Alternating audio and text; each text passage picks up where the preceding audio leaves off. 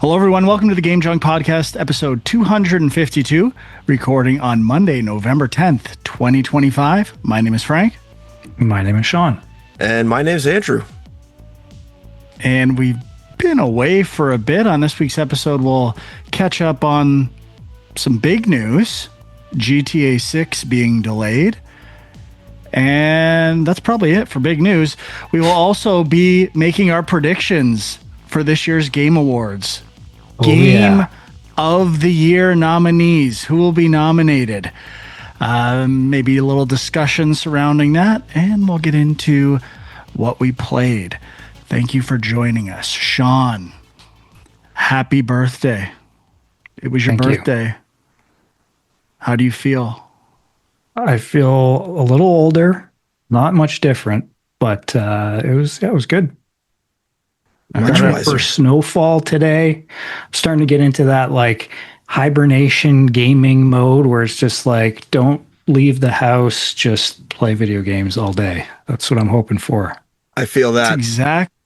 That's exactly the mode I've been in for the last 2 months. It's been fantastic. You're going to love it. You're going to love it until something bad happens, which definitely happened to me yesterday, and I'll get into it in what we played. Oh boy. I know I'm getting that itch too. I was up north and had to come home. I left at 6:30 this morning because I had a 9:30 meeting, and I drove home in the snow, and there was 2 accidents. It took me 2.5 hours to get home, which should have been an hour and a half and you're waking up early, you're driving. You don't want to be doing that. You want to just a smooth sail home. But powered through, and now I'm here recording with bells on. So I can hear them. Jingle bells, just like Rudolph. We'll be talking about the Rudolph the Red-Nosed Reindeer game. I borrowed that for the library, I think. So did I. Interesting. I might recommend just returning it. Good, because I haven't played it yet. All right. Let's just get it out of the way. GTA 6, the game that is most likely to become the biggest game of all time. Don't we think? Confirmed. The biggest selling game, Could be, biggest moneymaker ever created. 100%. Has been delayed. It was initially supposed to come out in May, I believe. And it has been moved to November 19th, 2026. So a deep push towards late holiday season. And I think the reasons have just been polish, making the game as good as it can be, which is what I'd expect. I would think the framework of this game has been there for 2 years in some playable form, but who knows? Okay, GTA 6, what does this mean? What's the big deal here? Who cares? Why is this a big deal, gentlemen? Yeah, I mean, I don't know that it really is. Obviously, if it had been pushed to 2027, that might have been a bigger deal. Although it has already been delayed a few times, I think. Like, it was originally supposed to come out 2025 at some point, right? And then I believe so. I don't think they had an official date, but just sort of blanket 2025. They pushed it to May 2026. Now November 2026. It kind of makes sense. Obviously, that's when a lot of the bigger games come out anyway. Not shocked, but hopefully this means this is the final date. They won't have to move it again.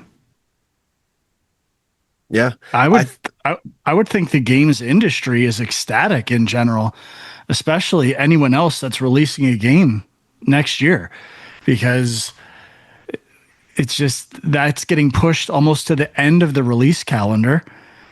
And it's almost the opposite of what Silksong did. Silksong came along and just shattered September through November. And I think some developers, I've seen articles about developers being upset about that it completely shifted release calendars and expectations for sales. And this feels like, hey, you know what? People are going to buy us anyway. We'll just release it at the end of the year. Everyone else buy your stuff, and then everyone will still have to buy GTA 6 in November. So I think it's a win for everybody. Yeah. What was the original release date they said? Just 2025? A day. I thought it was May. I was pretty sure. May? Okay. So I mean, I think May 2026 was officially announced. okay, I don't okay. know what if they had a date in 2025. Maybe they did because I feel like September wasn't there a whole thing when they announced the delay to May 2026. A lot there it kind of opened up a hole in this year's calendar, I think, right? I remember there being some discussion about that. But yeah, it was never I don't think an officially locked down date. I was originally May 26th, Okay. 26. So yeah, it'd be interesting to hear if other games had already set, because I mean we're getting pretty late in the year. So if you were planning on shipping in May and then you heard GTA 6 is coming out and you're like, oh crap, like let's just move to November, and now you get stomped again. Like I wonder, you're setting up your marketing beats. You probably want to get started about now if you're going to do May, but how many people would have pushed it out just to avoid GTA 6? Like I know my friends that don't even really play video games, don't even have a PS5, were like, oh yeah, I was thinking about buying a PS5 just to play GTA 6 kind of idea. So I think like the potential is there for high sales, and I think other studios would know that and try to avoid this window. So I think it'll be interesting because so many other, Call of Duty, if they have another Battlefield, it'll probably release around November. So it'll be pretty crowded in that time slot, but I'm sure, GTA 6 is going to take the money, and people still buy Call of Duty. So it'll be tough for any other, let's say Microsoft first party games that want to release around there that think they're going to sell something and they're not. They're going to be dead in the water. Really, if anyone's hurt by this, it's probably Microsoft the most, because that's, if anyone's release window, it's kind of CODs. But I agree with what you said. People, the diehards are going to buy that no matter what, and by then they'll all be playing Battlefield 6 anyway, so it's not even going to matter. If our friends at 505 Games and in-game studios are listening, this is your chance. Crime Boss Rockay City 2. You're going to want to get that out for May. That's your window. People are going to be desperate for some great open world crime content. So I don't know who's going to fill the shoes of Michael Madsen and some of the other casts that are no longer with us, but got to get on it. You're running out of time. Maybe his likeness and AI has already been passed on, and I can't wait. Did anyone play Crime Boss Rockay City? No, I think I downloaded it when it was on PS Plus. I don't know if it's still there. I mean, we got to check it out one of these days, right? Like it just feels There's co-op, like Sean. There's co-op. Yeah, I think I saw that, but I don't think it's like the campaign. I think it's for like multiplayer specific missions or something. Maybe I'm wrong. It is, but who cares? Co-op's co-op, dude. Why's it got to be a story? I mean, it could be cool. It felt like it was a thing that you do after you've beat the whole game, which I was definitely not going to do. But fair enough. I mean, it looks to me from these screenshots that it's a Payday kind of clone in that world. Okay. Not necessarily robbing banks, but doing missions. Okay, moving on. GTA 6 covered. Next up, our predictions for the Game Awards 2025. Nominees soon to be coming, probably this week or next. Been a surprisingly, for me at least, great year for gaming. I was not expecting much, and we got some beauties and a few beauties I still got to play. So let's predict we're just going to do Game of the Year, or the 6 we think will get nominated. Not the games we think should be Game of the Year, or what we would pick, but what we think Keeley and his propagandists are going to pick for Game of the Year. Huck, give us your 5 or 6 nominees. I think you want them all in one go. I was going to mention this, but like I think it's usually 6 for Game of the Year, 5 for every other category. At least the last couple of years, that's what it was. So I assume that's what it'll be again. Yeah. Okay. I'm going to switch this up. Sorry, I'm going to do it on the fly. But we're going to do it in order of decreasing confidence it will be nominated for Game of the Year. So I want you to give me, we'll all go around, give me the game you're sure will be nominated for Game of the Year. Let me Okay. just I like this idea. reorder mine here. Yeah. Got to do that also. And I will say up front too that like I agree it's shaping up to be a very good year, and it is a little bit like I feel like there's probably 4 that are locks on this list in my opinion. Then there's 2 spots that could kind of there's a couple options, but we'll get into it. I pretty much agree. All right, Huck, what game are you the absolute most confident will be nominated for Game of the Year? Claire Obscure Expedition 33. All right. Number 1. Sean, what's your number 1? That is also my number 1. That is also my number 1. It seems inevitable. It does seem I inevitable. will be very shocked if it doesn't win Game of the Year. I think there's possibility it doesn't, but still very heavy favorite, I would say right now. I do need to return to this game. I would be absolutely shocked if it won Game of the Year. Really? I think it would be from what I can remember, the worst Game of the Year award winner ever, possibly. Wow. Based on what I played. And it's just not up to stuff technically and visually, in my opinion, compared to other Game of the Year winners. Doesn't mean it doesn't have great stuff, or maybe I haven't gotten to the amazing ideas in gameplay yet. But it is good. I'm not saying it's a bad game, but it's weird that the story is this is the front runner. It's their race to lose for this game, which it's very hard for me to see that from what I played. But I agree. That is the story. It's most likely, it's for sure getting nominated because Keeley brings it up at everything he ever does. So I know it's getting nominated, but hopefully the voters have some, like, there's 3 games on here that this game has no right to beat for Game of the Year. Okay. Let's go with our second most confident pick for Game of the Year. My second most confident pick is Blueprints. Okay. Whoa. That's Sean. right. Not my second most confident pick. My next on the list would be Hollow Knight Silk Song. My number 2 is Donkey Kong Bonanza. It should. I don't know about that one. Sean. Oh, you don't know about that one, Sean? Come It's got the on. best art. It's got the best art direction. It's on my list. I'll spoil that it's on my list, but those 2 that you guys just mentioned, I think, have a chance to not get nominated. It's possible. You don't I think don't think Blueprints is going to get nominated?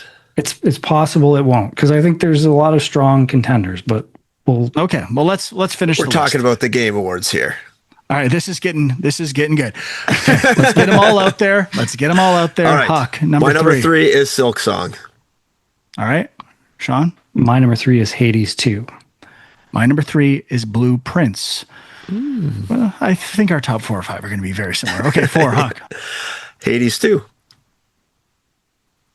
Death Stranding 2. Off the board. My number 4 is Hollow Knight Silk Song. Okay. Now, my number 5 is DK Bonanza. Okay. My number 5 is also Donkey Kong Bonanza. My number 5 is Hades 2, which I've yet to play. So Frank and I are the same, just slightly different order. Sean's got Death Stranding 2 in there. No, I have a 6th. Huh? I have a 6th. Do you have a 6th? I also have a 6th. Okay. I also have a 6th. Okay. I was just going to say, my 6th is off the board 100%, but I'm pretty confident it's going to be there. And that is Elden Ring Night Rain. No. Yes. I was wondering about that. They love that shit. No, They chance. love that shit. But There is stuff they love, but It's there's gonna 2 win things they multiplayer love. game. It's gonna win best multiplayer game probably. But No one's playing Night Rain.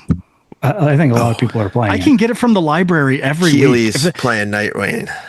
It's available for checkout at the library, 1 copy for all of Niagara constantly. If this game was popular, that would not be the case.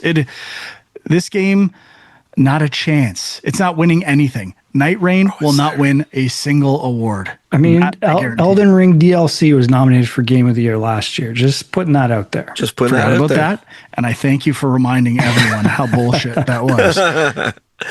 Now, That's why I'm matching the bullshit. I'm matching the bullshit right there. Okay, so sorry, did you guys say your number 6? No, they did not. Okay, well, let's say the number 6, and then That we'll was get it. into it. I could speculate on that this was for your number days. 6, I right? That was my number talk about 6. sorry, okay, yes. And Sean? My number 6, this one's a little off the board. I haven't played it. Kind of a blind spot for all of us, I think. But I think it's got a shot to be there. Kingdom Come Deliverance 2. Oh, yeah. I think it's off the board for sure, but a good choice. Too based for the Game Awards, Sean. Not happening. Number 6 is obviously Ghost of Yotei. They got to get a AAA PlayStation game in there. It should be in there, I think, from what I've played. Now, there's 2 games. I was close to bringing Ghost of Yotei up on mine, and I also have one more game that I think has strong potential to be there, which maybe you were going to say. No, you've said you're 6. The max amount of Game of the Year nominees is 6. I understand. Yeah, but we're talking about what are the ones that we missed that could be there. Unfortunately, we can't say what they are. We've said there's one big one I'm actually shocked none of us said. That's right. There's 2, Split Fiction and Death Stranding. Both. I did say Death Stranding for the record. Right. Well, those are the 2 darlings, the Keeley darlings. That I would Split Fiction will be there, and that will win something because they need Joseph Ferris to be on stage, so they have to give him an award. But it won't be for Game of the Year, I don't think. I would not be surprised if Split Fiction gets swapped out for Ghost of Yotei, but I don't think so. Something's just a little like just not the same magic as It Takes Two, which won Game of the Year. Yeah, I guess it feels to me like Split Fiction has faded a bit just because it came out earlier in the year, but it could be there. There's one other game I want to mention. I don't know if this has a shot, but I think a lot of people are forgetting about it right now, which is Indiana Jones and the Great Circle, which was not eligible last year and will be in this year's awards. Sean, good call. Didn't think about that. Could happen. I think there's a slight chance Arc Raiders might get nominated. Could be, yeah. It seems to be the game du jour, and I don't know if coming in this late is a good thing or a bad thing in terms of public opinion. I certainly don't think it should be nominated, but I need to play more, that's for sure. Now, what about Mario Galaxy 1 and 2, or possibly Breath of the Wild? Well, I was going to bring this up because I think we talked about this last year, but I think there's a few categories they need to add, and I think one of them should be Best Remake. Like, I feel like take those out of contention for anything else. Just give them their own category because it's just weird to me. I agree, although not a big year for remakes. Metal Gear Solid, Triangle, Snake Eater 3. What else were the big remakes this year? I mean, Mario Galaxy 1 and 2 are barely remakes. They're just HD. There's that Trials in the Sky game that Dwight put me onto. Yeah. Hey, you were asking for them. Don't give me that look. Just telling you what came out. I don't even know the first one. What's the fuck's the remake? It's the same game, just this is the remake. Trials in the Sky First Chapter is what it's called, the remake. Trails in the Sky? Yeah, isn't that what I said? Trails? Oh, I thought you said Trials. Trails? Yeah, I don't know which of those is correct. What are those words? Trails? I'm reading it. It says Trails. I'm looking it up right now. I might have said Trials. I might have said Trials. My reading skills suck. Well, the other big one is remake. Final Fantasy Tactics. Is that going to be in any categories? Better not, but it's yeah, I agree with Sean. I think that's a great idea to have a remake category, although not a ton of remakes in my Game of the Year nominees, but it does bleed into other stuff like action game and Dragon Quest 1 and 2. Nah, I mean in the remake category. Yeah, I know. Even that I don't think is getting insane reviews, but I don't know. I think that it's kind of wide open. I could see out of the stuff we talked about, any of those games winning. If I had to pick one that I think is going to win, I think I'd say Silk Song. I think Silk Song is going to win Game of the Year. But it is a game that I'm not hearing that much talk about anymore. It was a huge deal in September. I loved it, but I haven't heard that many people playing it or talking about how much they loved it compared to Hollow Knight. I was just gonna say my dark horse would be Blueprints, actually. Even though you said you don't think it's gonna be on there, one of you guys said that you can't see it being on there. Oh, Dwight, it was you. But yeah, I think it's got a chance. It's definitely got a chance. I think I question it just because I did feel like there was a little bit of backlash, like even, our discussions about it and some of the frustrations towards the end of that game, not even like the real end game, just the, the first end game and like the RNG of it and stuff. I feel like people were kind of frustrated by that. But there's also, this is another conversation I wanted to touch on. Like there's 2 indie categories. So I don't know if that affects how people vote. Like if people are like, yeah, I'll save that for the indie categories and not nominate it for Game of the Year. But it could happen. But the weird thing is, for indie games this year, I could see a world where Claire Obscure, Hollow Knight, Hades 2 all get nominated for Best Indie Game as well, which is kind of weird. And Blueprints, yeah. So it's just basically there's 4 indie games that are going to get Game of the Year nomination for sure. Like I don't know what I know we talked about this last year. I forget what their criteria is for the indie game category.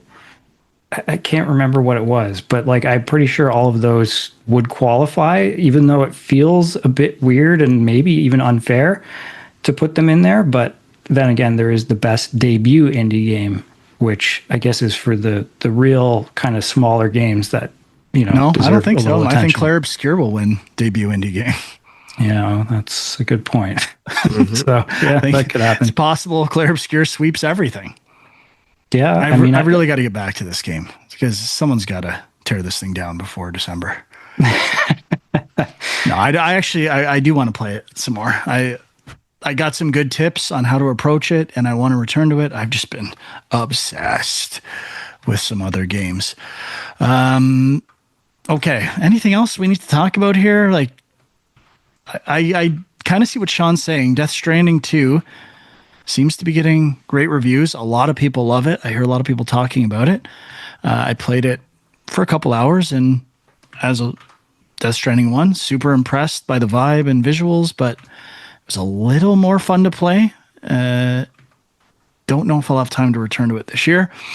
I mean, part of me thinks, Keely's got to have Kojima in there, but obviously he doesn't control that. There is a panel of people that vote on this, but he would love it if he was there, I'm sure.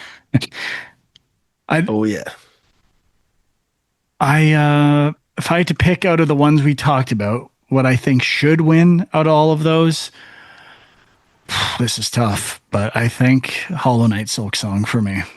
It's very close between this and Donkey Kong Bonanza, but I haven't played Hades 2 yet, so I don't even feel that comfortable weighing in.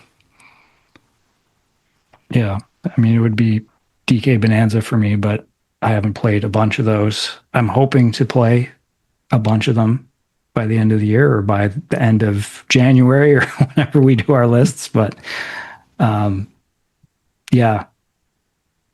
And I think another game that is as good as those 2 games will not be nominated for Game of the Year, just like poor Helldivers 2 last year. The best game of the year, not even nominated. All right. We'll see. We'll get the nominations this week. I think it's the core 4 that we discussed are a lock. And big time. I'm very curious to see just how far that Keely Paola goes. Will Split Fiction and Death Stranding 2 get nominated? That's really the only thing that I need to watch the nominations for. I think you could pretty much go through every category and predict what the nominees are going to be with like other than streamer content. I don't know any of that shit. But for actual games, I think I could accurately guess 95% of the nominees. Well, Sean and I didn't put Yotai on. So will Yotai actually make it? That's that's the like, question. I'm yeah, sure it will be in like the action adventure Yeah, it'll category be or in something, something. probably. It'll be in something. But and Imagine you know, giving a to be honest, Sony like a big snub. I could see Yote not getting game of the year, but getting like game direction or something like that. Like it yeah, feels like that kind of game. I think game direction's a good Yeah, nomination for that for game sure. from what I've played. Good call, Sean. Okay. Any other Game Awards thoughts? No, I'm sure No, we'll be milking this topic for months to come. definitely. yeah, I mean the categories I'm actually most curious about, which I'm sure most people don't care about, but mobile and VR, I have no idea what even the big games are this year. Like I have a couple VR games that I think might be there, but it's kind of a weird year for that kind of stuff, and maybe moving forward for the foreseeable future. So Yeah, what is the biggest VR game this year? I would think it's like Deadpool, a Deadpool game or something. maybe, yeah, it's not out yet, but that's a big one. And then that Arcane Age game seems to be getting really good reviews. I got to actually try that. And then Reach just came out, which seemed to be getting good reviews. But What was the one by the developers of The Room someone was talking about last week? Or yeah, that was Ghost Town, which I Ghost Town. played. I mean, it's good. It's kind of short-ish, though. I don't know if I would. It might be there. Nothing wrong with that. All right, let us know in the comments, youtube.com/game junk with Discord links as well. Let us know what you think will be nominated and should win Game of the Year at the Game Propaganda Awards coming this December. Okay, time for what we played. Let's do Let's it. do it.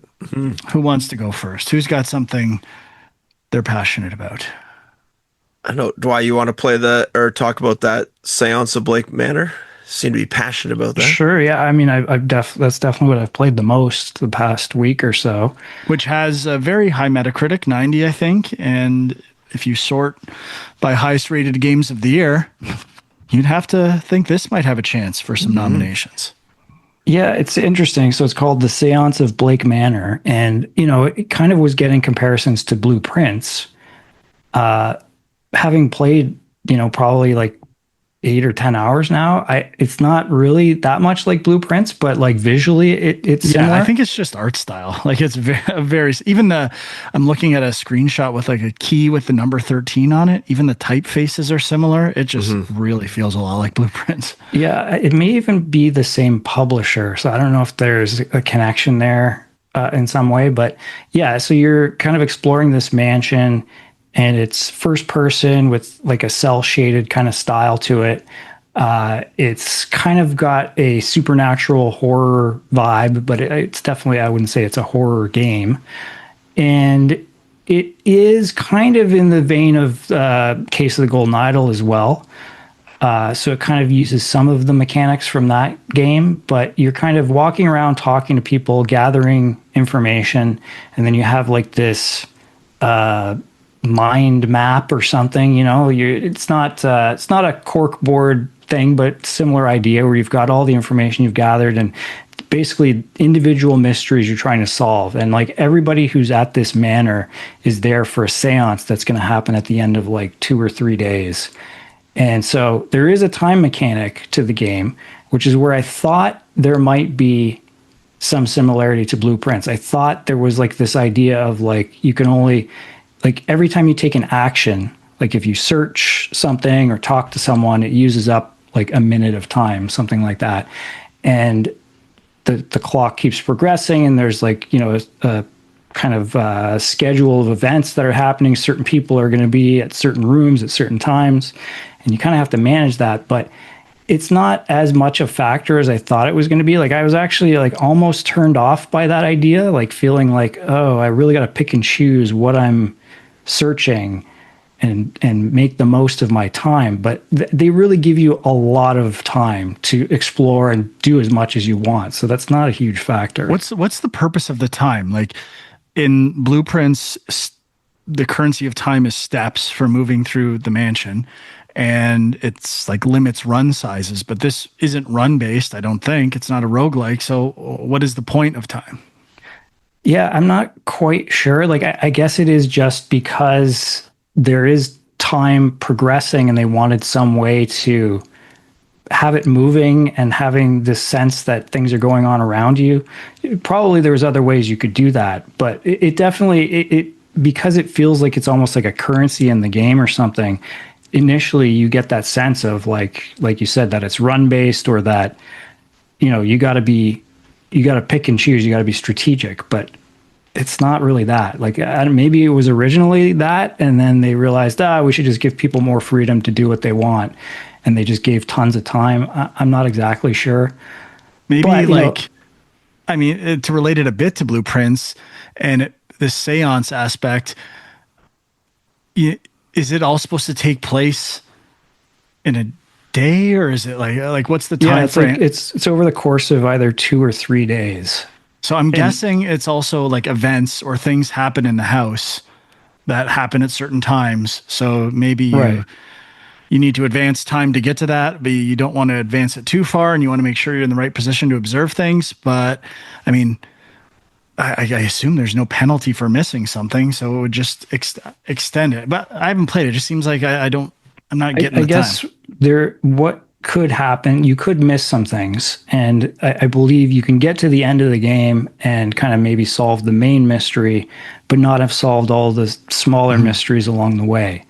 And that might encourage you to like, I want to play through it again and kind of get everything. But I've read some people and some reviews that basically said, I was able to do it all, the first time through. It wasn't a huge issue. So I don't think it's that big of a deal. But, again, I don't totally know what their intention was with it. But like, the game is pretty compelling. Like, I'm pretty into it, and it is kind of a weird balance of like, there is some golden idol stuff where it's like you gather some information about a specific person and kind of their story and why they're at this mansion. And then you have to put together a sentence that explains like, okay, this is why they're here. And then that is kind of like solving their motive or whatever. But it's also just kind of feels a bit like a point and click adventure game. You're kind of wandering around, finding items, talking to people. Oh, this person says I should check this thing out, and then it leads somewhere else. And so it's kind of a mix of all those things. But I don't know. It's like, it feels like there's an illusion of like you can go anywhere, do anything, talk to anybody at any time. But I feel like it is kind of pretty linear, but it just feels like it's bigger and more open, which is kind of what I like. Like, I like the illusion of it without actually, having, so many things to do that you can't keep up. So, but I'm enjoying it quite a bit. I'm seeing some of the time stuff. There's like a schedule where people have like what time they eat dinner and when they do stuff, so that you're like planning that stuff out. You can find out everybody's schedules, and then it's good to know where people are at a certain time, because you can go into their rooms and search their rooms when they're not there and stuff like that. So are they relying on their schedule and you find them somewhere else? I mean, that hasn't happened yet, but there's sometimes when you don't know, or it's, an area is blank, and you're like, you can listen at the door to see if somebody's there or not. But actually, the weird thing is, the only way you can get game over in this game that I've seen so far is walking into somebody's room when they're in there, and they report you to the manager, and it's like game over, reload from your last save. I don't know if there's any other way to die or anything. I haven't seen that yet. But just one last thing. When I look it up on How Long to Beat, it's actually got a different image and title in the image, Eldritch House. So I don't know if this game was rebranded at some point. I did not know that. I noticed that as well. I had never heard of it under that name. So it must have been a while back. But all right, I might have to pick it up. It sounds pretty cool. Huck, what are you thinking? Well, I also played it. I only played it for about half an hour, probably close to half an hour. But I got all the same initial vibes that Dwight was saying he got, where there's that time mechanic, and you kind of get a little nervous about, using too much. I think the idea of the time mechanic is to make you make more thoughtful decisions about what you use your time on. So you can kind of like explore a room and be like, okay, I don't really need to examine this vase on the table. That's just going to waste $1 or whatever, a minute. So, why would I do that? Unlikely there's going to be something hidden in here. So I think it kind of just, it shows you options and then kind of steers you to not use those. But I got that same vibe Dwight had where like, oh, I'm going to run out of time, like get a little nervous. And then also just, I saw the manager was telling me the first bit of schedule about how, this guy's going to be here at that time. And I was just like, I am not in the headspace right now to try to remember all this stuff and track my time. Like I got that nervous feeling like I'm going to run out of time. So I stopped after just like the first area. I didn't even get out of the first area. And I was like, okay, I'm going to come back to this when I get more time to actually like sit down and have this be more in my brain. Cause I don't think this is be a game where you can, play for an hour, take 2 weeks off, come back and play again. I think you'd have to kind of dedicate to playing it in a pretty close chunk of time. Yeah, the UI is pretty good in terms of collecting all the information and kind of connecting it and giving you like, okay, for this mystery, here's what you need to seek out next and that kind of thing. But yeah, it would be a lot to, like, you'd forget stuff. And I have been keeping some notes on the side, but like, not a ton, just, a few little things that aren't quite captured in the UI well. But it is weird because that intro part is like, it's almost like a little tutorial and they give you an hour to basically solve the first mystery of the game. And so at first I was like, oh, is this going to be like an hour by hour thing? But it's not. Once you do that, then it just opens up everything kind of. And you have like 3 days to the end of the game. So and it sounds like it's kind of was probably designed for the demo because I saw there's a demo for it as well. So you get like a satisfying conclusion to the demo and an idea of the game loop for the game on a small scale. Yeah. Nice. Sounds pretty good. I probably need to check this one out. Really wish it was out on consoles, but looks like just Steam for now. Developed by Spooky Doorway, published by Raw Fury, who, you were correct, did publish Blueprints as well. All right. So the indie game love continues to some degree, although this has a publisher. The game I've been playing the most since we recorded last is Absolum, which is a roguelike beat 'em up. And it's very similar to... Initially, I kind of just took it as, okay, it's Hades as a beat 'em up. You get powers that are very similar to the different gods being charged by different elements. You're getting these things called relics that change your attacks and give you power-ups and boons as you go across different levels, beating bosses in each area to get to the end and fighting a main boss. It's a very similar structure to Hades for a roguelite, but it is kind of borrowing from Hades, the storytelling elements, but it's doing it, in my opinion, in a very interesting way. It kind of sets up this world and it's 2 characters to start, but 4 characters, and you progress basically on a kind of a graph of potential choices of levels to take. Think, Inscription or other roguelikes where it's a branching path of options, and you uncover more options, kind of a network to get to the final stage. And as you go to these different areas, there'll be like quests and other things where you want to look for information that will guide you to take different paths each time. But each spot you go to, each node on the map is like a very specific look and vibe, and it doesn't change. So there's one part of the game that is like a raft going down a river. It's very early in the game. And if you take that area as one of your choices each time, it's always that raft. And the enemies will change and some of the RNG elements, but it kind of looks the same. So initially, my thoughts were, this might get kind of repetitive if I'm just seeing these same areas over and over again. But I feel like it kind of revolutionized this idea. because each of these areas is so unique and so different from the other ones that it's more fun to replay it and then take a different path and be like, oh, I haven't gone like the up path yet. And being reminded of how unique and awesome that is on subsequent reruns, where Hades and games like that, when you return to areas, like there's repeated rooms, but the vibe is always kind of the same. It's just, this is this biome and it all has a similar feel. This game, every time you feel it, every time you play it, I kind of get reminded of, oh yeah, I haven't done this part in a while. It was really cool. And lots of enemy variety. And I think it solved my biggest problem with beat 'em ups. We talk a lot about retro beat 'em ups and just beat 'em ups in general. I can't think of a single beat 'em up that I've played more than 5 hours, really. And like some of these other ones, I do a few levels. I don't think I've beaten any of the retro beat 'em ups. They're these fun, nostalgic hits, but not enough depth to keep you returning.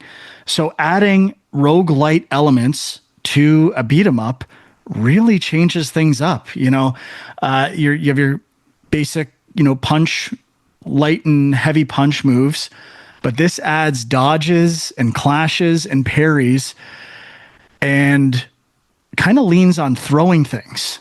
In Streets of Rage and other classic beat 'em ups, you can pick things up off the ground and throw them. And it kind of embraces that to a degree, to the point where I did certain runs, and this is where it gets fun. You do runs leaning into one thing, and I would do throwables runs where you're just picking things that make your throwables more powerful, and you're doing these kind of crazy runs where you're just throwing shit everywhere and destroying enemies. And they all play really differently. I was so impressed by how much each run was different for a beat 'em up. And I was like, this is a perfect marriage. Beat 'em up and roguelike. And the vibe is so good. The music is amazing. The art direction is superb. I love this game. Go ahead, sir. To me, it sounds a little bit more like an action RPG than just a pure beat 'em up. Like you're talking about different weapon sets and like improving yourself kind of idea, where like a beat 'em up, I would almost say, is like there's no leveling at all. There's no really progression. Okay, so there's no leveling. So you have like I'm mostly punching the whole time, right? So your moveset is light punches, a heavy attack, and then a special attack, kind of like a bomb type attack, or a special in Ninja Turtles or something like that does wide area damage or something like that, and damages a lot of enemies. And then you also have mounts, so like Golden Axe and all that stuff. So those core things are all the same. The only thing that really changes is as you punch and kick and throw things, you get kind of passive power-ups that will affect enemies, like burn, wind that launches enemies up in the air so that you can do aerial combos and stuff like that. And I wouldn't entirely disagree that, it's a little more complex combat wise than most beat 'em ups. And I think that is the number one criticism for fans of beat 'em ups, is like there's too much parrying and dodging. But you can kind of do that at your own discretion, like how you want to play the game. There's 4 characters. They're all very unique. Cider has like this grapple and aerial combat. The 4th character you get, this kick-ass frog sorcerer. I was losing it when I saw this guy. This game just oozes personality. And I think it's my game of the year. It's very tight between this. What? And DK and Silk Song. But I'll just say this. I played this for game of the year. It's so close. I really can't decide. But I mean, I think I know in my heart it's Absolum, because I platinumed it on PS4. And as soon as I was done, I fired it up on PS5, no auto pop. And I played it again until I platinumed it again. Wow. And the one thing I haven't touched on is co-op, because Sean didn't buy it and wouldn't play it with me, even though I begged him. I'm going to buy it. To get my platinum on the first time, I hadn't done the co-op trophy yet. So I went and joined just a random game with a stranger, and this was the greatest co-op experience of my life. I think, especially for a game that I'm not hearing a lot about. So if you play with someone else, it reduces the story to the player that's the earliest, so that nothing can be spoiled. And so this other person had clearly finished the game because we had everything unlocked. And it was just so interesting to see that they played the game very similar to me and also had other skills and ideas. And two people getting all these power ups and boons and relics and all this stuff, and all of those combining for chaos in a co-op, it was nuts, the stuff that was happening on screen. I was like, this is so much fun. I never thought this would be, playing this game again with someone else would be completely different, chaotic, interesting, and almost a different game in co-op. And I loved it. I think that's the thing that pushed it over the top for me in terms of the kind of the ties with these other games. Although Hades 2 still might be my game of the year, or Ghost of Yotei. I haven't finished those. But I was just, this game might even be getting a little recency bias and like just surprise bias that I'm like, I didn't think this game was going to be good, and now I'm obsessed with it. So if you like Hades, if you think, you kind of like beat 'em ups, you have got to check out Absolum. It fucking rules. More people should be talking about it. It is, it's getting played. They've sold 200,000 copies, but it's different. It's doing different things, and it succeeds at all those things. I'm so impressed that this game came out of nowhere. I just love it. The typeface when you enter a new area and the title of the area comes up on screen. I just want to fucking lose it. It looks so good. I love this game. They got you with the typeface. Oh, dude, the music rules, dude. It's so epic. This game is fucking amazing. So it reminded me, like, I'm curious to, I'm guessing you won't play this, but it would be interesting to see how it compares to that Double Dragon roguelike, Double Dragon Gaiden, Rise of the Dragons, which apparently is a roguelike beat 'em up as well. Didn't get nearly as good reviews. And then you were talking about playing co-op, like with the roguelike. And then I was reminded there's that TMNT Splintered Fate game. We got to try that one of these days. It's supposed to be like TMNT Hades, basically. So, really, I thought that was like was that a mobile game? It was on Apple Arcade first, but now it's on consoles and it's getting pretty good reviews. So, okay, yeah. I mean, maybe there have been other beat 'em up roguelikes. I assume there is. There's just something about this package that does everything right. It feels different. Even the story stuff to me is better than Hades. I found it annoying every run in Hades to have to go talk to every bubble that has something new to say, and it really wasn't saying that much. I prefer the restraint of this game. When things happen, they kind of matter. And I'm curious to see if they do DLC and more power-ups and other stuff, because I think there's a lot of potential for expansion, new characters. I'm super impressed and just so pleasantly surprised. This game came out of nowhere, kicked my ass. So check it out. You got to check it out. Frankie seal of approval. There you go. This is my Helldivers 2 this year. I think I'm going to be, this is more like Kaze. I'm going to be the Kaze, the official spokesperson for this game and sell it anytime I get a chance. Nice. Absolum on everything, I'm pretty sure. On literally everything. So speaking of roguelikes, Huck, do you want to talk Death by Scrolling? Yeah, let's do it. Go ahead, kick it off, Dwight. So this is the new Ron Gilbert game. Mm-hmm. Best known for Monkey Island, Maniac Mansion, all the point and click games. I don't know if he's done too much outside of that realm. So it's kind of interesting that it's coming from him, but So I guess the unique thing about this, and it is, I would say, more like a survivor like than I originally anticipated. But the thing is, instead of moving around a screen trying to kind of avoid or kill enemies, the screen is scrolling upward, and you kind of have to make it to like a checkpoint. And as you move through that space, you're attacking enemies or dodging enemies. You might get little side quests of items you're trying to find along the way, and then when you get to a checkpoint, you can get your boon or perk or whatever it is, and acquire different power ups and things. And it's pretty straightforward and stripped down. It's definitely more minimal than some roguelikes, although I guess Vampire Survivors is pretty minimal, but I was enjoying it. I think I liked that little element of like the scrolling. I don't know, it added something to it for me. And I haven't played a ton, but I do want to. It did have me wanting to go back and play more. What do you think, Huck?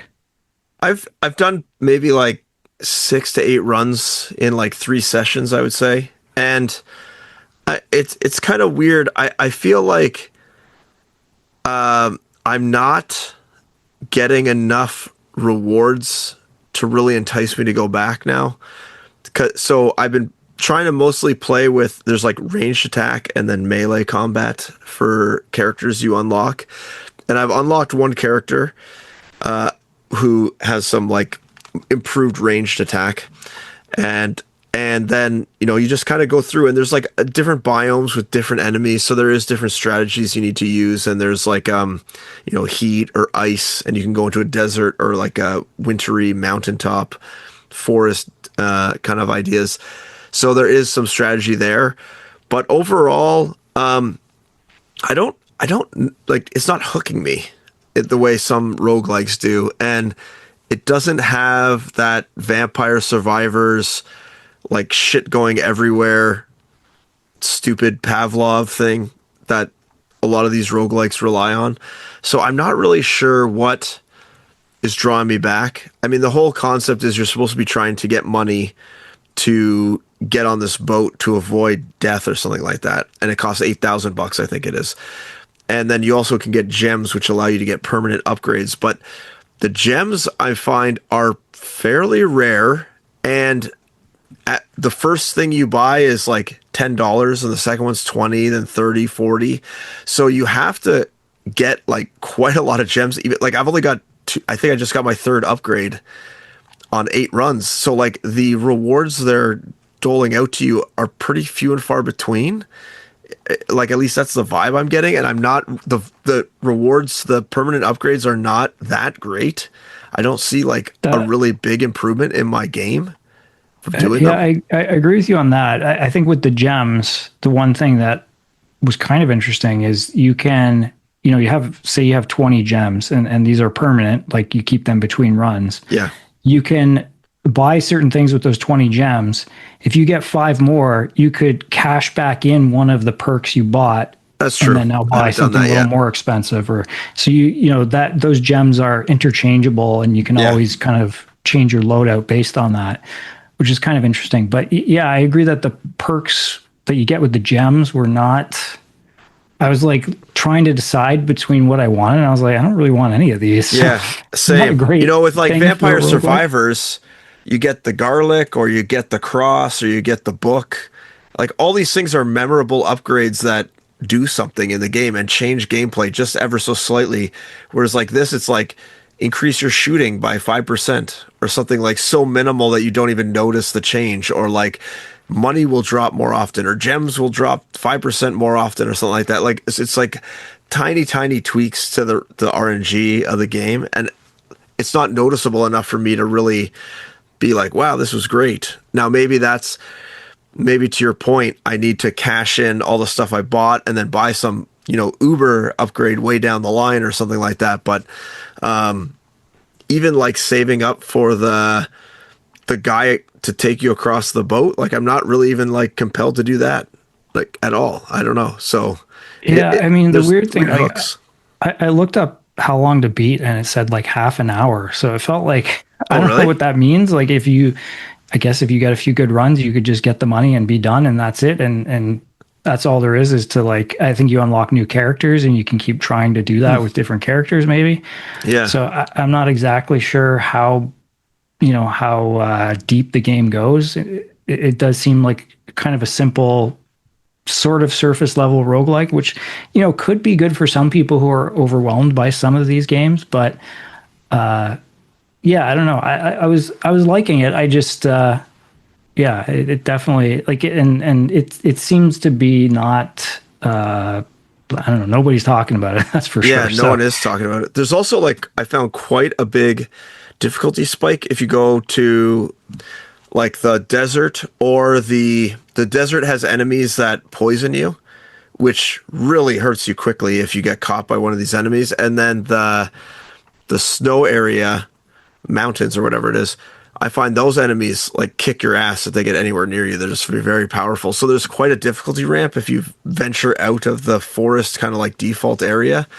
So I'm not sure if you get more resources in those places and that's why, but it wasn't clear to me as to why they have the different biomes and what the advantages of going to each one is. I like you could get some different upgrades like fire weapons or ice weapons, but I don't know. It didn't really seem totally obvious. There are other mechanics like what is there like three additional. There's like the other mechanic we didn't really touch on is like your basic mechanic is a melee just punch, but scattered around the world are weapons of different types that you get, but they have limited uses. And then after you use them all up, you go back to your melee combat. So you kind of have to like keep trying to get these cards. And then there's also additional, I don't know what it is, like a defense kind of card, and then some sort of like utility type upgrade. So like an example of that is like a magnet that allows you to collect things in a larger range, or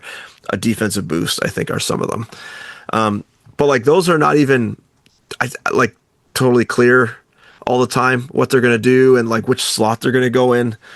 They use like purple and blue color, and sometimes it's like if depending on the sometimes you pick background, it's something kind of hard up. to tell what it is.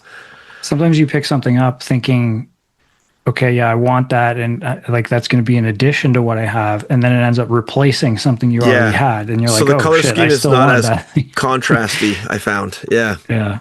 So I don't know. I might give it a few more tries, but my patience is wearing thin on it. I mean, I'd be definitely curious to hear what Frank had to say about it because, he's definitely the roguelike connoisseur. But I mean, this is the first thing I was going to say. I don't think it's a roguelike other than in the sense that every survivor like is kind of a roguelike because you get permanent upgrades in between runs, but it's like a yeah, subgenre. But it's definitely a survivor like, and it's just to set people's expectations. It's like a $10 game, and it looks very typical in terms of what those kind of runs are like and unlocking things. And I will definitely check it out at some point. Might be when it comes to consoles. it does have a little bit of the Ron Gilbert humor, not maybe as much as you might expect, but that's the other little flavor that's there, I guess. Yeah, I might pop. It's $10. I mean, I might pop on it. I give it a few runs. But I am a roguelike fan, and if when I play Hades 2, this might be even crazier, but it might be the year or the return of the roguelike. Because the There's a lot other out there. game I put a lot of time into this past week or weekend was The Rogue Prince of Persia, which I really liked and then took a break from. And once I finished Absolum, I'm like, I think I'm going to fire that thing up again.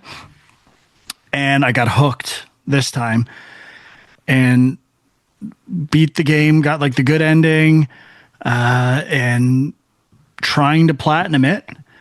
This is where my story of woe comes into play. Uh-oh. And I was so close to platinuming the game. I probably have like, if you look at my profile, I might say there's 10 trophies left, but they're all almost done. I needed like 2 more runs to platinum this thing. And my save file got corrupted. I know people are going to love this. They're going to be so happy that my save game got corrupted.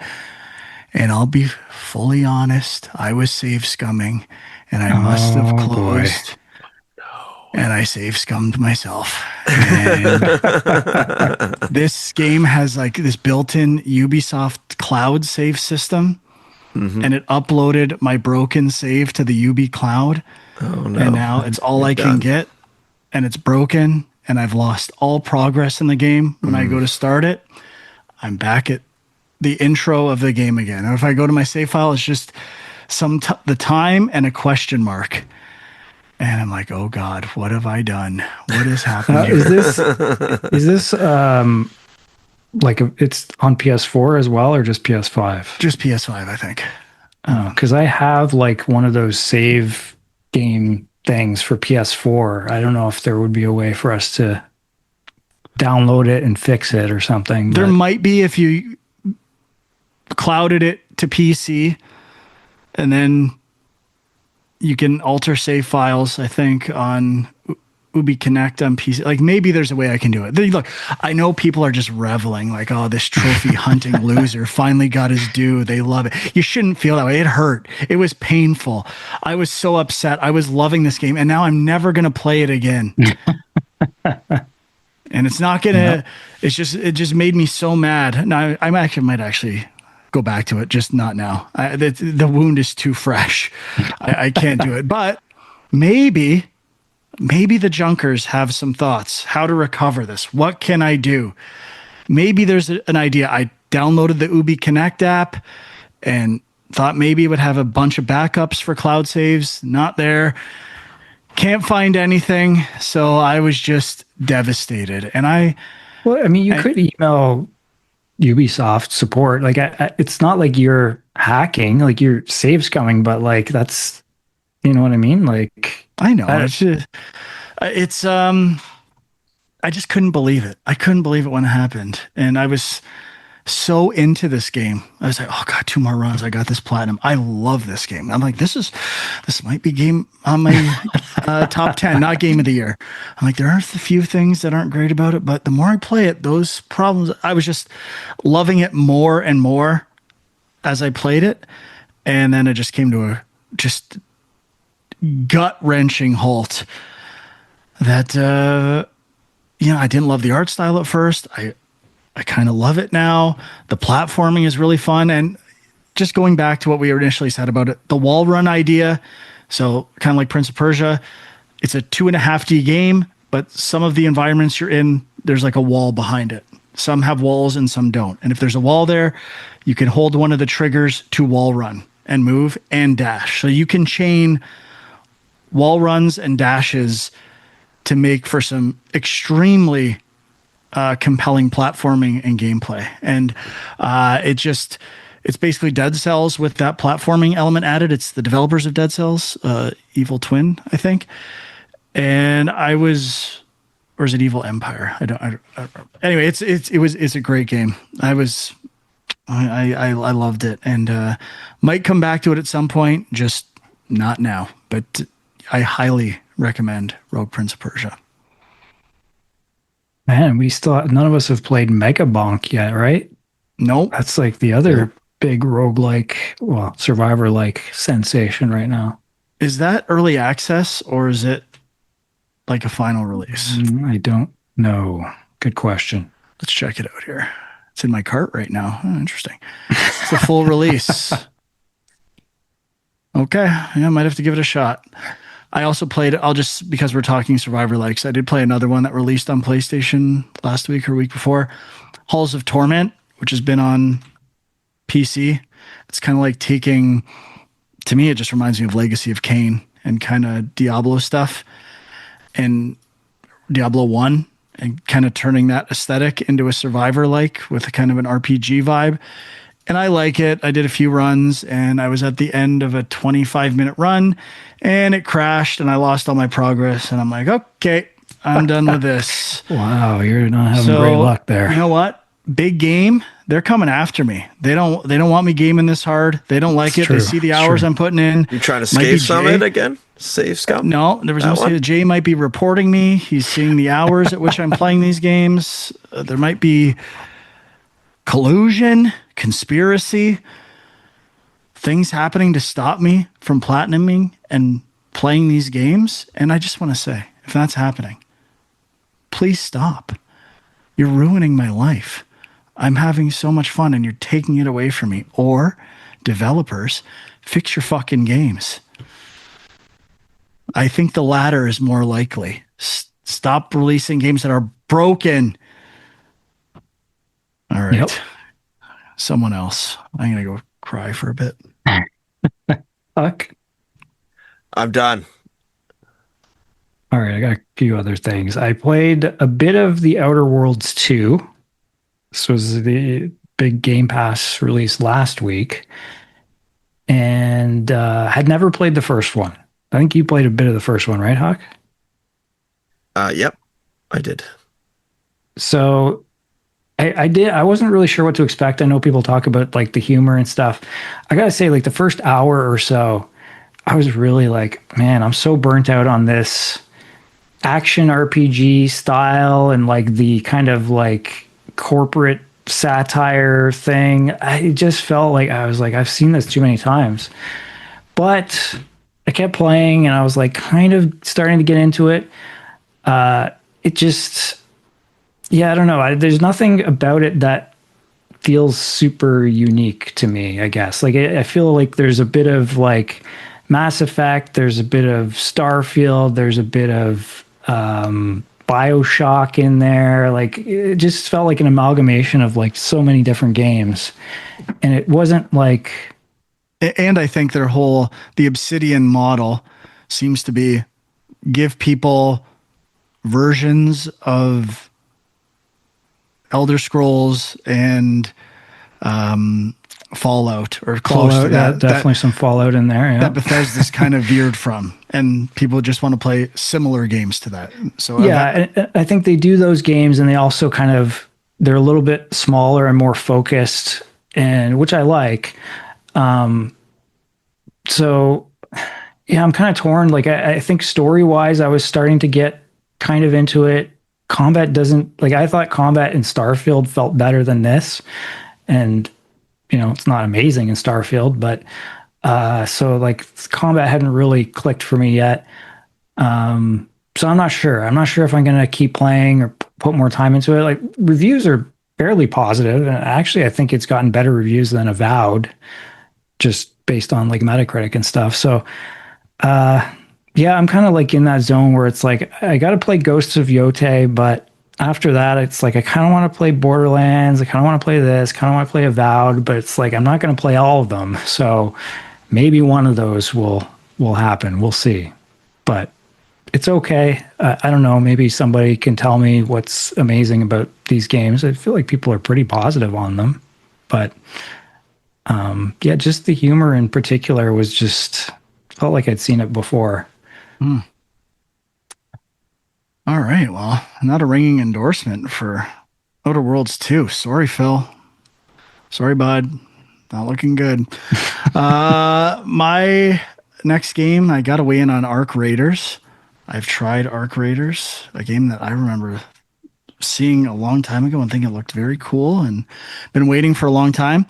I did not have a great experience with Arc Raiders. A lot of buzz. I'm hearing nothing but positive things about the game. I fired it up. It's an extraction game, but more like PvP, VE, like where Helldivers is PvE pretty much. This is like PvP, VE. I'm sorry if I'm screwing that up. Not my main genre, but I thought the tutorial was a lot of fun. Like the menus were great. It felt polished, giving me obviously Concord vibes, major Concord vibes. So I was hoping it might, although maybe they're kind of stealing Concord's valor and their art direction and some of those things that now that it's canceled, they really are destroyed. No one can really say anything anymore. But I mean, you're fighting these huge robots in a post-apocalyptic world. You go out on a run to find things and gather resources, fight, engage in combat for a period of time, and then take an elevator back down to just upgrade stuff based on your loot and things you found in a run. And for me, the tutorial was pretty good, but then I would do my first runs and I would die in 30 seconds or a minute. And I'm like, I don't know what I'm supposed to be doing. I really, to me, the biggest point of failure of this game is like not onboarding new players that aren't necessarily going to like commit to this game, that have lots of stuff to play. Because I found I did the tutorial, and maybe it's just I'm doing solo stuff, but I went out and I really don't know what I'm supposed to do.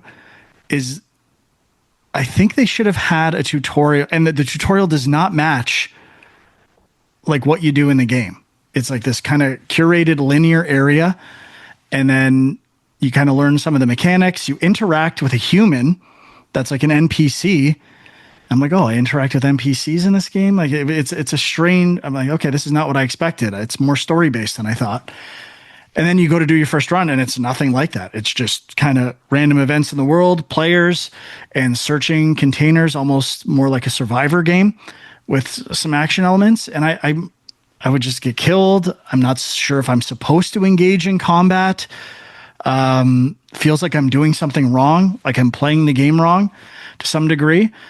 And I am curious to try online co-op. If any junkers are loving the game and want to play, I'd be curious to try some co-op stuff, and hit me up on Discord, message me. I'll play with some people, especially if you love it and can lend some insight, because I just found myself wishing, I can't believe there's not like a small area with no like other players but myself that kind of simulates what a run should be, or what you should kind of do in a run, and at least guide me down a set of expectations of what to do when I go out into the world.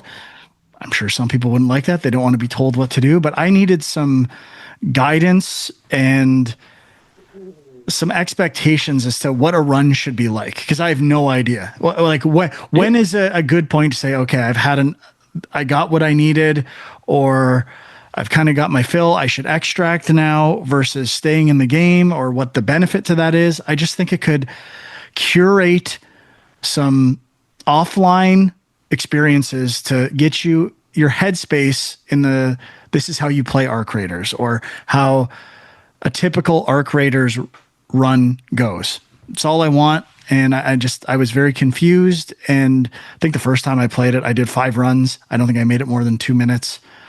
2 days later, I fired it up again and just was like super careful, and which is boring. I'm just telling you, being super careful and looking every 2 feet before you move and avoiding combat is not fun. Like when your game ends up kind of pushing you down a path of avoiding combat, I'm just like, why would I want to do that? That's not really what I'm looking to do. And just breaching containers to find wires and bandages is not exciting to me. So maybe it gets exciting the more powerful you get, but I'm not there yet, and I don't know if I ever will. So like, I assume there's no just PvE mode. Like you have to have PvP on as well. I don't know for sure. I don't think so, but I didn't see it if it's there. Because that to me would definitely be a big turnoff, starting the game and just trying to learn it, and then other people just killing you. Which is what happened to me my first time. I got killed by someone like very early. Yeah. So I was like, okay, I was not expecting that. All right. It's not what I thought initially. My expectations were set that way because of like the NPCs and the tutorial. Like to me, the tutorial doesn't match the actual gameplay experience at all. They're like almost different games, which I don't understand. I don't know why a studio would choose to do that, but there's ads for this game everywhere. It's getting a big push, and I want to like it. I like the look of it. I just help me out, junkers. Help me out. Play with me. I need someone to play with. Yeah, I mean, it's like the extraction shooter genre. like, is it like I don't feel like it's at that point where it's like everyone just knows it and should know how to play it right now. Like I can't even think, like I know we talked that Helldivers is like kind of on the edge of that genre, but it's not really. Like I don't even know what the popular other extraction shooters are other than Marathon, which isn't coming out anytime soon. So Deep like, Rock Galactic, I think, would be another one. oh, okay. But I don't think that Interesting. is PvP unless they added it. I haven't really played it. So I don't know. Anyway, I was disappointed. I was so hyped to fire this thing up when it came out and just like slapped me across the face, like corrupting a save file. Just, oh, the word. I had a few, man, something's up. People do not want me to game. Maybe it's my Yeah. family. Maybe my family is pushing Could be. me away from me. All right. I'll just say quickly, I did play Mortal Kombat Legacy Collection, and it's pretty good. It's not like mind-blowing. All I've ever wanted my whole life is arcade perfect Mortal Kombat at home with moves list and fatality list to play, and it's got that. So that's good. That's all I want, and it's got it. So Nice. that's fun. All right. Anything else? I think I Huck have- needs to wrap up. I have two quick indie games I wanted to mention. Should we touch on Kirby Air Riders? No. I'm trying to try the demo, but We haven't talked about Rudolph either. We're gonna have to save some of this stuff. okay. I got codes for these two games, and I've been putting them off, so I'm going to mention them. I like both of them actually. Lost Twins 2, which is a puzzle game where you're controlling two different characters, and you kind of have like the level is 4 squares that can be rearranged. Like you can kind of pause and then rearrange which edges they connect to, so you can kind of get to different areas of the map. And it starts off and it feels like it's like very simplistic, and I was like, oh, this doesn't feel like much of a puzzle game. But it got hard pretty quick. I was like surprised. I was like, oh damn, like now I'm like really struggling like after like 2 or 3 levels. So it's pretty interesting. I like the art style. It has co-op, but I don't know how interesting that would be because you kind of have to pause to rearrange things constantly. So I don't know if it would be that fun because you'd constantly be pausing for the other person, I assume. But it's worth checking out if you're into kind of a laid back puzzle game. It's not like it's a platformer, but there's no you can't really die or anything like that. And then the other one I want to mention is called Chronoquarts. It's kind of like Minute, Minit. I think I talked about that game like years ago, but it's like that Minute was a game where you had to it's like a Zelda-like where you have 60 seconds to do something and then you respawn back at your last save point. So you kind of have to figure out little puzzles in the world in 60-second increments. Chronoquarts is like that, except it's not a 60-second timer. It's like a 12-room limit. So you kind of have 12 rooms you can move through before you restart. And you have to you can pick up objects and at least where I am, you can keep one object between runs. So you kind of have to pick and choose like, oh, I want to keep this one around so I can use it for the next run, things like that. But then you start discovering shortcuts so you can move through areas quicker. Again, more of a puzzle game, but I was actually really enjoying it. So 2 very under the radar games I don't think anyone's talking about, but I enjoyed both of them. Oh, Frank, you're muted. Sorry. Nice. They both look pretty interesting. Mm-hmm. All right. That's going to do it for this week. We'll see. Maybe we'll have the actual nominees to discuss by the next episode. Yeah, I think Black Ops 7 this week too.